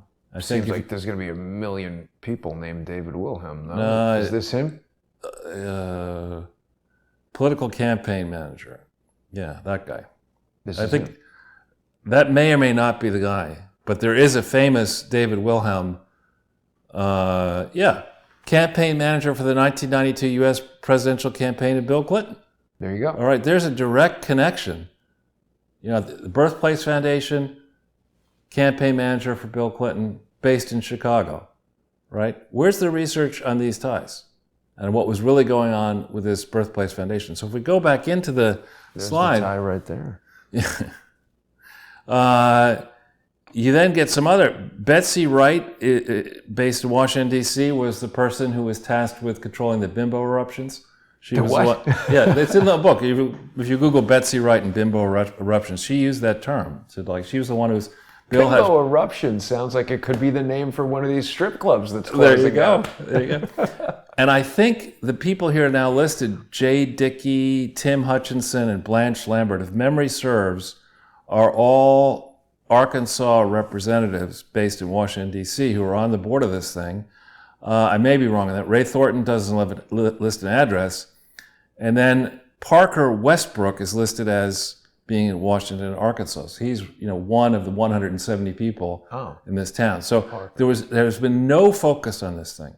But if you look at this, I would never join the board of an entity that has 67 directors. I mean, Just too much of a pain in the ass at board meetings. It's an absurd idea. I mean, What is the typical number on a board of directors? It depends by type of entity. Like Apple Computer, huge company. 12 to 15, Really? maybe. So this having 67 is incredibly weird. So what you do, the reason you do stuff like this is to give fundraisers, friends of the president, the ability to say, I'm on the board of the Clinton Birthplace Foundation. I'm really close to Bill. And so my thesis on this, remember, this is a foundation that came together, public charity that came together 6 years before the Clinton Foundation, right? He announces the campaign on 3 October, 7 years before the Clinton Foundation. This thing comes together. We don't have the history on the early period yet. They probably did not adopt bylaws. They probably made all the mistakes they later made. But here's a perfect vehicle. Oh, I left off number 24, Jason. Who's that? Bev Lindsay. You know who she is? Nope. The wife of Bruce Lindsay. Oh my gosh. Right? So all of these ties here, this is the first that we know of. There may be one before 31 July 1990, but this is the first public charity associated with the Clinton Foundation that appears to be a centerpiece for raising money to help fund Bill Clinton's campaigns, to help probably finance his lifestyle. We don't really know how very little money went into this Clinton Birthplace Foundation. So there's a possibility that they would say they were raising money for the Birthplace Foundation, but really set this thing up as a vehicle for people in Arkansas who wanted to give Bill money for his presidential campaign, to take a tax deduction for doing that by sending the money towards this Clinton Birthplace Foundation, which, as a guess, doesn't have a real accountant, doesn't have a real CFO, doesn't have real books and records. So, and you've already shown the picture of the Clinton Birthplace Foundation in Washington, Arkansas. So this is something we're going to dig into. People in Arkansas can help us. We may have left out names that are notorious in Arkansas that we just don't know yet. But this to me reeks. It just reeks. And ultimately, this foundation was transferred to the National Park Service, I believe, in 2011, while Hillary was Secretary of State. So that transaction is also interesting. Why did the National Park Service decide that they should take this thing over? Was it done properly? It probably wasn't done properly. But it does seem like the type of thing that would be a park, the home, the birthplace of a president. But it has to have been run properly. If from inception it was set up as a vehicle to finance Bill Clinton's first campaign and subsequent re-election campaign as president, then that's a defective charity that the United States government cannot fix by buying. By taking it. Right. But did they give them money or something? Why would they want to turn it over to the Well, parks? maybe they didn't want to fund the continued maintenance. And so if the parks... Why make it in the first place? Well, I mean, I think it's one of these causes. It's like, coronavirus, we've got a big problem. Give me $1 trillion. Clinton Birthplace Foundation, I need $100 million. Okay, I'll give you $100 million. And then you don't know where the money went, and it goes to the But parks. for $100 million, I've got the President of the United States. Right. Which is, I'm 5 times better than Mike Bloomberg, right? At least 5 times better, because he spent $500 million and he got nothing. So continuing along, we have some examples here. This is, in hindsight, this is really interesting. What we've done here is we're going to play a game and encourage our followers, Crowdsource the Truthers, to go into the WikiLeaks Podesta emails and start putting in names that you see here and other names that you're interested in to see if any interesting emails come up that can be looked at in context again, with the benefit of hindsight. So here's an email that was sent to Bruce Lindsay, Cheryl Mills, you see at a Gmail address in 2012. Now, Cheryl Mills at that time was working in the State Department. Why was she using Gmail? For official business. Right, and there's Terry McAuliffe. He's got his own stuff. John Podesta's using Gmail. I don't know who these other people are, but here there's one person at State. There's somebody at the Soros-linked funded American Progress thing, run in part by John Podesta. This thing is dated Monday, March 26, 2012. If it's on East Coast time, it's at 5:19 in the afternoon. And this is a blast email saying, for the executive assistant to the CEO of an entity that did not exist at that time lawfully, William J. Clinton Foundation, let me know if you're available this Thursday at 2 p.m. for a board call with President Clinton. President Clinton wasn't on the board of the Clinton Foundation in 2012, I don't think. I don't think he went on the board until 2013. So what is he doing organizing a board call? How is he paying for Anna Maria Coronel, whoever that may be, to have an office at 77 Water Street? Where we went. Where we went. That's a fancy building, by the way. That was not registered. Who is paying for this phone and fax and cell? And it's not lawfully linked to the ClintonFoundation.org, right? This is March 26, 2012. This is as Barack Obama is getting ready to destroy Mitt Romney in the end. It's as he's getting ready to hide what really happened in Benghazi. And immediately coming back from Bruce Lindsay at 5:30, so 11 minutes roughly later, I'm traveling from Little Rock to D.C. I'm scheduled to arrive in Memphis at 1:48, so if he did that, I don't understand how he would be able to have a 2 o'clock board call, because most planes may land at 1:48, but they're not going to actually. But he says, almost all of us will be in Washington, D.C. on Friday for CGIU, which was held at George Washington University. I'm not sure why it doesn't make more sense to do this in person Friday afternoon in Washington, D.C. Clinton Foundation was never lawfully created Clinton Global Initiative University in any legal jurisdiction anywhere in the world, certainly not in New York, certainly not in Tennessee, certainly not in Little Rock, certainly not in Washington, D.C., as I said. And here's an email, and the Clinton Foundation has never come back and said, the WikiLeaks Podesta emails are forgeries. In fact, the opposite is the case, that people are saying these are legitimate copies of emails that went back and forth at the time. Now, if you could hit this link, we've shown this in the past before, but I want to remind people that while Hillary was Secretary of State, while she remained married to Bill, she blasted, in the later years after this episode, she blasted for-profit colleges, which is perhaps a sensible thing that she may have done in her life. Occasionally, even inherently or inveterately corrupt people can occasionally get a few things right. But she blasted. You mean a broken clock is right twice a day. Right, but here's a story, and I put this link in here. We've done multiple appearances all over the place talking about Laureate. We've done shows on Laureate. But here's NBC News in 2016, when Hillary, in theory, was pretending to run for president, pointing out that Bill took a lot of money from for-profit Laureate education for being the part-time chancellor. In fact, it's not Bill who took the money. Hillary and Bill took $17.6 billion, because she gets 50% basically of anything Bill got, ultimately, if there is a divorce. And, they have such a long marriage at this point, she'd certainly get half of everything. Well, also being married, you would think that they get hazardous share their assets. Right? They get hazardous duty pay for being married to one another. But they...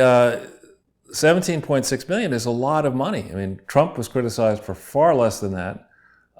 And these payments that were negotiated beginning in April-May timeframe in 2010 were negotiated while Hillary Clinton was Secretary of State. Peter Schweitzer was the first to really dive into this Laureate thing. But the real issue here is that though they've amended their 990s for the Clinton Foundation and for bits and pieces of the Clinton Foundation, multiple times, they haven't gone back and ever explained these $17.6 million, even though Clinton Global Initiative University is a joint venture, in theory, between the Clinton Foundation and Laureate.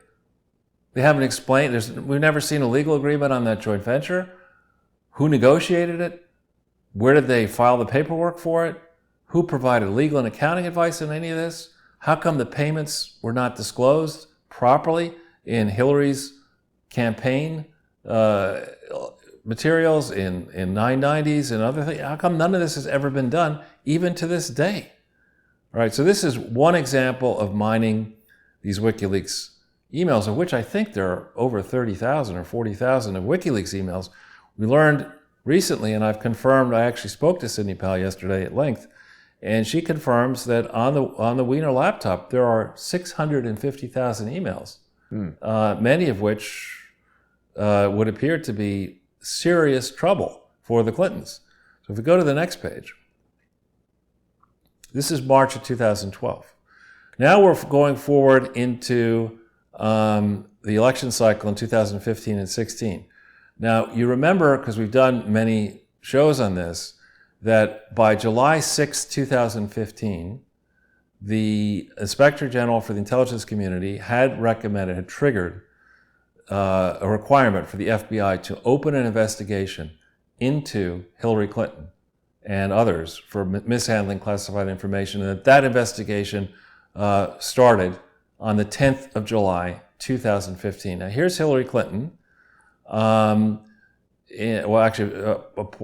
on Hillary Clinton's staff sending an email to Mark Elias, or however you pronounce his name, who is top Perkins Coie, that's a law firm that is a powerful super lawyer law firm, saying she needs guidance. She's working in a senior role for Hillary Clinton. She sends it to Mark and to Podesta and to Jake Sullivan, and says this fall, i.e. 2015, the 2015 cycle, she's continuing as a senior policy advisor of the campaign and spending one day a week on a new nonprofit called the Opportunity Institute, of course located in California, in Berkeley, California. The nonprofit is housing an initiative, Too Small to Fail, that is a partnership with the Clinton Foundation. Okay? There's no such partnership. There's no such initiative. There's no such legal authority for that initiative. But here's an email being sent in August of 2015 to a top Perkins Coie's lawyer, requesting help. She wants to draw very careful lines between her campaign and nonprofit work. I want to be careful and sensitive about any real or perceived conflicts in this work. And then the money shot. I'm particularly sensitive because I'm traveling out to Oklahoma to meet with this George Kaiser guy who's going to finance Hillary's campaign and finance her nonprofit. So in other words, she's trying to get from Mark Elias advice, how do I break the law, is basically what she's trying to find out. And Mark instantly responds, pretty quickly responds within a couple hours, happy to chat. Are you available tomorrow? I think we have encountered in this adventure, looking through the Clintons, the Obama Foundation, Bushes, and others, that these law firms have sprung up, and none of these law firms, whether it's Williams and Connolly, Simpson Thatcher, now Perkins Coie, none of these law firms appear to believe that when they stray outside the law, potentially, and encourage their clients to stray outside the law, that they're ever going to get caught, and that anybody's ever going to do anything about it. Now, maybe it's the case. What's that? Well, it seems I've located some of the Canadian sex workers who are suffering from coronavirus. They've become social engineers in our comments section. That they're getting blocked. Good. I know who it is. All right. So if we continue on, we'll close with, we actually have a few This Just Ins to go through, but this is a really interesting email that popped up. First of all, it's from tflournoy11@gmail, again to John Podesta at Gmail, during the campaign, in the heat of the campaign, when Hillary, was convinced that they were going to rule the world and measuring curtains. Tina Flournoy. They're just measuring them to see if they'll fit out the front door. Right. Tina Flournoy, my theory on this, they say Bill never sends email. Don't believe that. I don't believe that. I just don't believe that. I think that as people age, the one thing they became very comfortable with is email, less so texting. Right. And Bill and his whole family like to use aliases. I wonder if this isn't one of Bill Clinton's aliases, or whether he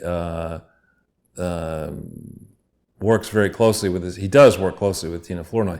So this is an email sent at 6:39 on December 22nd, 2015. Okay, this is before Jim Comey is moved to have the FBI begin investigating the Clinton Foundation, which starts in January. Okay, this is a story put out in this Chronicle of Philanthropy, which I think is subscriber-only stuff, basically saying, good news, Charity Navigator, this deaf, dumb, and blind fake entity that supposedly rates charities, has taken the Clinton Foundation off their watch list. Okay, and this is after I'd made a big deal in November 2015 saying they're going to have to amend their 990s. They only amended some of them. They did it incorrectly. Notice it says the Clinton Foundation was placed on the watch list March 14th. Now, my article about the Clinton Foundation came out March 16th, so obviously I can't take credit for being placed on the watch list. But for a large number of months, in theory, Charity Navigator was studying something about the Clinton Foundation. They could have considered studying whether it actually existed, because that would have been a helpful thing to kind of know before you rate something. And they would have learned that it didn't, if they'd done their work. So if you go to the next page, Jason. Okay, it talks about I divided the email up into pieces, but it talks about concerns over foreign governments, whether foreign governments were using money sent to the Clinton Foundation to get on the right side of Hillary Clinton. And here it says in this article, the New York-based foundation. It is not a New York-based foundation. It's based in Arkansas. They like to say they're from New York, but they're absolutely not. Yeah, and it says, from the start, the Clinton Foundation challenged being added to the list. They should have focused on filing amended 990s and getting real audits and correcting their legal paperwork in every state and every foreign country, and just confessing to the massive fraud that this is. But they decided not to do that. This is, again, in this article, are supporters. Now, supporter is a phrase I associate with a campaign, not a political campaign, not with a charity. You know, a charity is a donor. You're not a supporter necessarily, you're a donor. Right. And just that the charity would even characterize its funding sources as supporters, I think is a tell. And then you have in the story, Mrs. Clinton resigned from the foundation's board in April 2015. No, she didn't. It was until September 10th, 2015, that her name was taken off as a Class A director of Bill, Hillary, and Chelsea Clinton Foundation, an entity that was never lawfully, whose articles and bylaws were never lawfully amended, whose various authorities in every state and every nation were not validly filed or reported. And she gets that wrong in this article. And then it says, you know, last month it filed all these Form 990s. They challenged the request by me and others, public request, that they amend. They initially said, we don't need to do that. These are minor technical things. Our accountant filled it out wrong. The dog ate my homework. No, tiger. I got to relieve my anxieties. I can't think about this anymore. You know, they had all the reasons they didn't have to do it, but this piece was sent via BlackBerry. So the question is, whose BlackBerry on December 22nd, 2015? Who was that BlackBerry registered to on an AT&T service, right? So we know that if Adam Shifty Schiff can go to these communicators and say, a communications company says, I want to see what you have on this device, why can't Barr and forget about Ray, but why can't Barr and whoever replaces Ray ultimately, why can't they figure out who actually sent this thing? Now, Charles, is this BlackBerry, forgive me if my color perception is off, is it George Soros purple? It's blue. It's a crackberry blue. Okay. Yeah. But you could say maybe this portion of it here is almost purple, but I think the top in the light is blue. But there's Hillary with the BlackBerry, and we've heard a lot. Apparently invented by what's his name, the dead traitor, and hacked by Imran Awan, John McCain. Oh yeah, dead traitor. So, So we've got 5 This Just Ins, and I think we can close with those. Oh, yes. Absolutely. Because I finished the slides, got them over to Jason, and he does his magic. And these are sort of out of order, but apparently, it's good to find the way you do them. This just happened that for some reason Barack Obama is following a porn star on Twitter. Now, Barack Obama doesn't follow many people. And he's got 2 daughters and a wife. Is it a female? It would appear to be a female. You never know these days, Exactly. Charles. You got to check quite carefully. But this is yesterday morning. Social media exploded yesterday morning when porn star Sarah J. began trending on Twitter that Barack Obama is one of her. She's got 1.1 million followers. I'm surprised it's not 3.3. So, okay, Obama likes porn. What can we say? Yeah. Now, on the other side of the coin, I don't know if you could pull up the Andrew Gillum news. Well, certainly Andrew Gillum would never do anything that could be perceived as porn. He's an upstanding guy, isn't he, Charles? Whoops. Apparently. Wait a minute now. We just lost the screen there for some reason. Really? Yeah, no, it's just a slip of the finger. Here it is. It's coming right back. Yeah, so the police report that when it first came out on Andrew Gillum, remember Andrew Gillum was this, celebrity mayor of a small town or a city in Florida who nearly beat Ron DeSantis. He was going to win. Everyone was campaigning for him. I gather there have been whispers around this guy's interest in different types of experiences. I think Laura told me a long time ago that this guy is secretly gay. Right, and so he is found. The initial story is he was found in a hotel room with somebody who had a meth overdose and bags of meth. That was the original story, and then the story became, well, actually, one of the people who was there was a porn star performer, and then it became actually he's a gay porn star performer and a gay escort. And then it most recently has come out. I don't know if it's in this story. It's like if it can get any worse. It found Gillum naked and Dyson wearing chaps. This porn star escort is wearing chaps, It's a fine chap. It gets worse. That I don't, because we have a general audience. I don't want to get people can read this. This is news. Yeah, but they can read it, and it's basically the former candidate was vomiting in the bathroom. Wait, why is it talking about they're renting room 1107 and when he arrived at approximately 1107? That seems weird, doesn't it? It could actually be a typo. Does seem odd. But the point here is that, and I really feel horrible, for his family, there's no good explanation for this. I mean, he Oh, this must be the wrong hotel room. How did I get naked and what am I doing in these chaps? This is definitely the wrong hotel room. And apparently it was a bunch of people in the room. It was like 4 people or something in the room. And he was, incoherent and obviously under the influence when he was caught. This is a guy who, had things moved slightly differently, would have been your governor in Florida. I mean, my governor, no. Yeah. Somebody in Florida's governor, maybe. But I mean, I don't know. Crystal meth to me is one of those things that, like, who is there like, yeah, sure, I'll try. Yeah, what could go wrong? I mean, sure. You see everyone's like, you tried it once, and then 5 weeks later, all his teeth fell out, and he was in jail and dead. So you don't have any crack? Oh, I'm good with the crystal meth. I mean, like, what is the appeal? And then, and what do these politicians think? They're like, oh, there's definitely no way this gay hooker is going to tell anybody what's going on. Well, it's probably not the first time he's done this. Wow. So we have more. 3 more, I think. Yeah. Which order would you like? Anyway, I'll take it on the This is fly. a good one. Because the New Yeah, this York was a Post- good one. I looked at this and I'm thinking, imagine, ISIS, our job, we like to cut people's heads off and sow terror. And they now have an organization. They're putting out travel advisories. It's really pretty thoughtful of them. All right, don't go to Europe.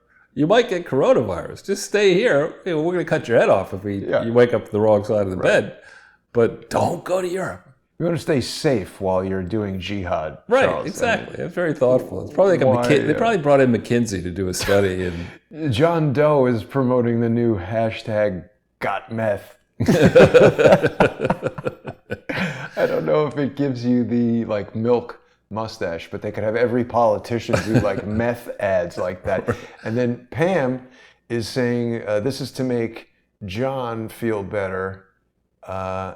I'm not sure what she's talking about, but thank you guys for utilizing Super Chat on Crowdsource the Truth too. We are broadcasting to our full audience now, Charles, on the Jason Goodman channel and on Crowdsource the Truth too. The furloughed sex workers were trying to attack the larger channel, which is just further evidence that it's someone who's, obviously deliberately doing that because they're ignoring the smaller channel, which they were more interested in last week. We've also got this. Yeah, so this is interesting. The story came out at 1:38 originally today and updated at 3:02. I had sent you the slides right before 1. So I'd seen the tweet of Trump. But this is Caesar. Why do they show that You picture? keep going down. It's Donald Trump. Look at this tweet.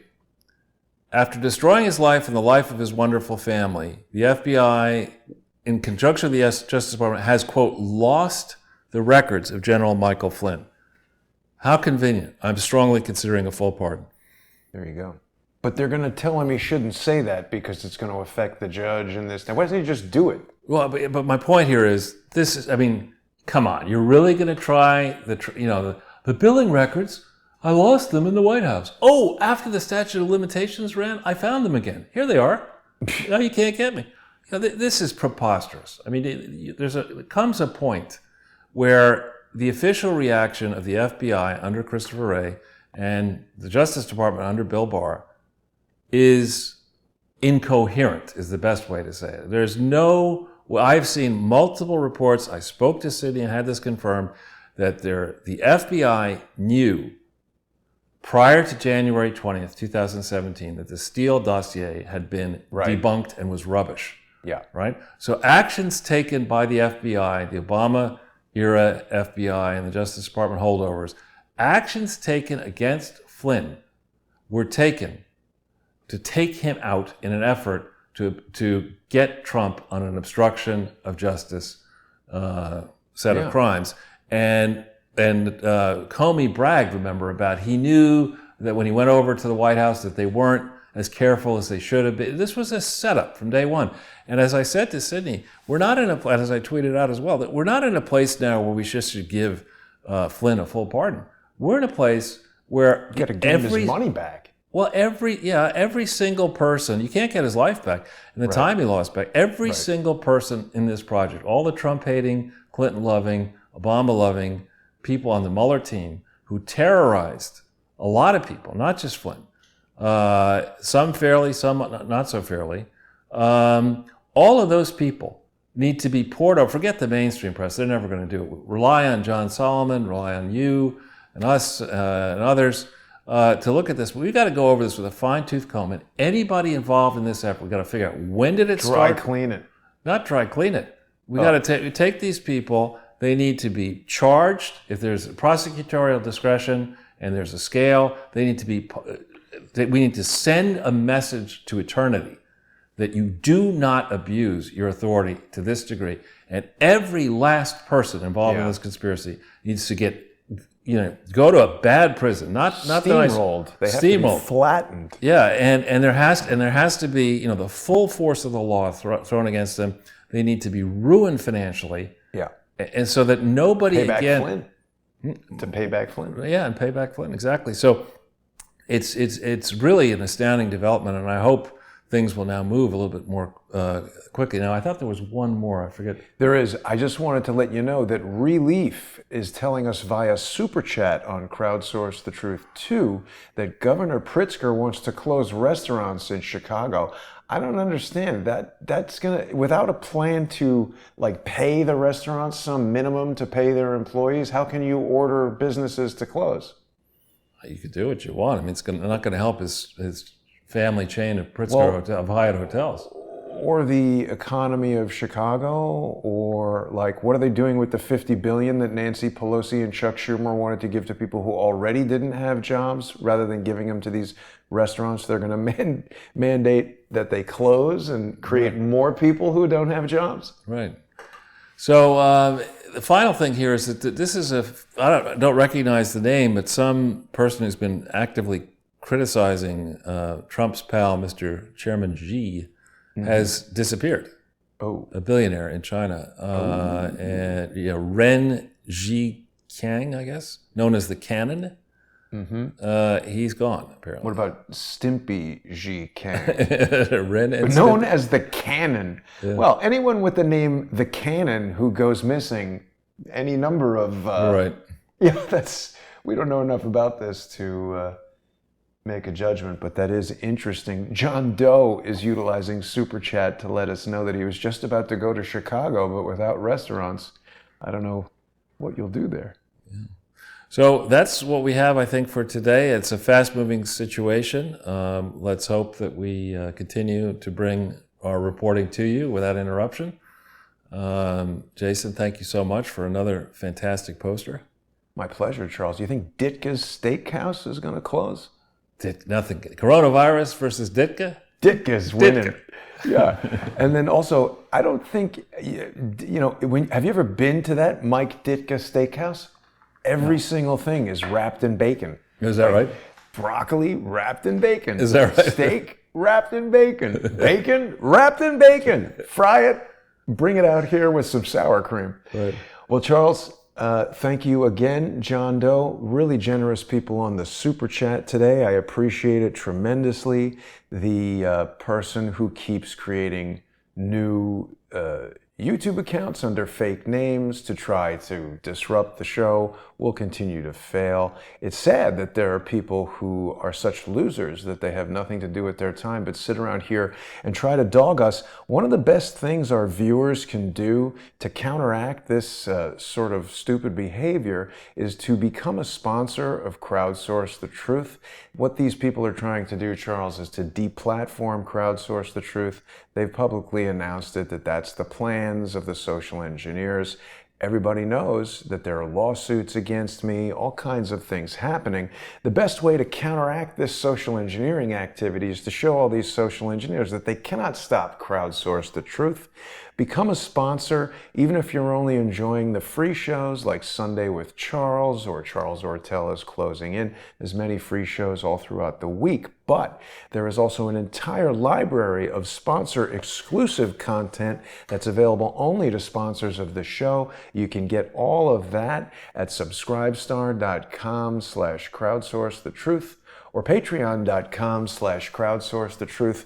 The 32-bit audio pipeline is in full effect today, Charles. No clicking, no crazy stuff. So that's very promising.